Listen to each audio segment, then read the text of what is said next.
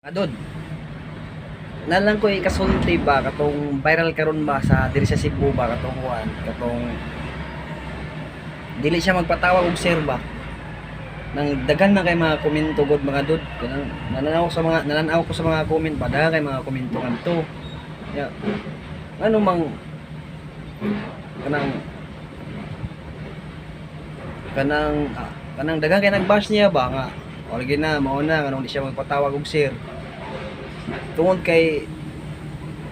LGBT man gud to siya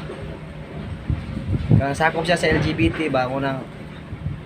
dahil kay nakuha siyang ibuhat kay nganong ipabarog niya katong waiter og 2 ka oras mamunto dito sa nakapost niya kay tungod ato gitawag siyang sir kung dili siya magpatawag og sir aw ikaw good call taya no ya